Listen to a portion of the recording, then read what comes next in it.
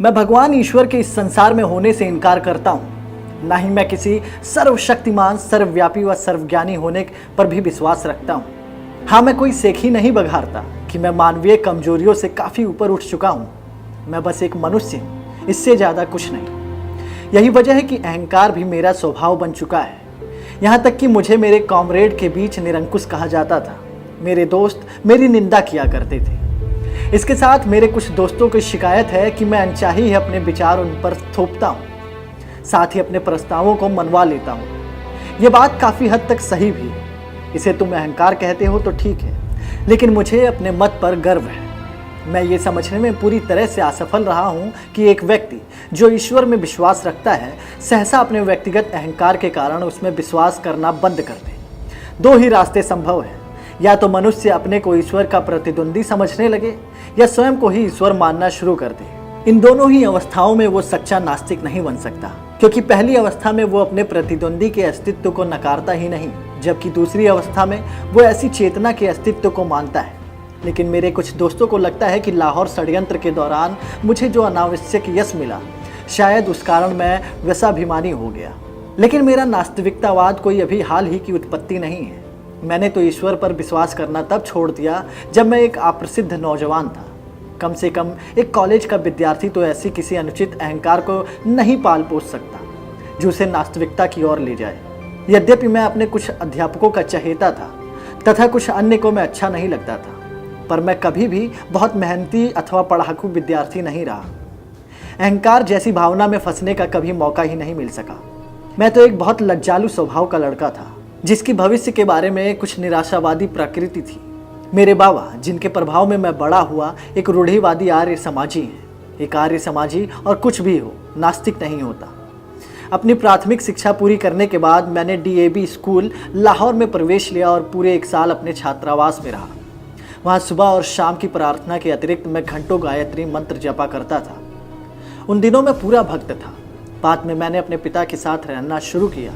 जहाँ तक धार्मिक रूढ़िवादिता का प्रश्न है, वो एक उदारवादी व्यक्ति हैं। उन्हीं की शिक्षा से मुझे स्वतंत्रता के ध्येय के लिए अपने जीवन को समर्पित करने की प्रेरणा मिली। किंतु वो नास्तिक नहीं है, उनका ईश्वर में दृढ़ विश्वास है।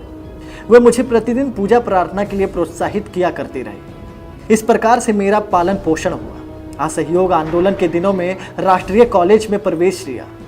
यहाँ आकर ही मैंने सारी धार्मिक समस्याओं, यहाँ तक कि ईश्वर के अस्तित्व के बारे में उदारतापूर्वक सोचना, विचारना तथा उसकी आलोचना करना शुरू की। पर अभी भी मैं एक पक्का आस्तिक था। उस समय तक मैं अपने लंबे बाल रखता था। यद्यपि मुझे कभी कभी सिख या अन्य धर्मों की पौराणिकता और सिद्धांतों में विश्वास न हो सका था। इसके बाद तक मैं एक रोमांटिक आदर्शवादी क्रांतिकारी था। लेकिन धीरे धीरे जब जिम्मेदारी उठाने का समय आया, तो वो समय मेरे क्रांतिकारी जीवन का एक निर्णायक बिंदु था। इस समय तक मेरे रोमांस की जगह गंभीर विचारों ने ले ली थी। यही वजह रही कि मुझे विश्व क्रांति के अनेक आदर्शों के बारे में पढ़ने का खूब मौका मिला, और ये सभी नास्तिक थे। 1927 में जब मैं लाहौर में गिरफ्तार हुआ, तब भी वहाँ के पुलिस वालों ने मुझे ये कहा कि तुम ईश्वर की आराधना करना शुरू कर दो, तब मैं बच सकता हूँ। लेकिन उस समय तक मैं एक नास्तिक था। इस परीक्षण पर खरा उतरना आसान काम नहीं था, लेकिन मैंने उससे पार पाया। ईश्वर में यकीन रखने वाला जब एक इंसान अपने पुनर्जन्म की आशा करता है, तो वो चाहता है कि वो कोई राजभोगी हो, या एक मुसलमान या ईसाई वर्ग में व्याप्त समृद्धि के आनंद, या फिर अपने कष्टों और बलिदानों के लिए पुरस्कारों की कल्पना कर सकता है। हाँ, मगर मैं आशा करता हूँ, मैं जानता हूँ कि जिस समय रस्सी का फंदा मेरी गर्दन पर लगेगा और मेरे पैरों के नीचे से तख्ता हटेगा, वो पूर्ण विराम होगा, वो अंतिम क्षण होगा। ये मेरी आत्मा तब वहीं समाप्त हो जाएगी, आगे कुछ न रहेगा।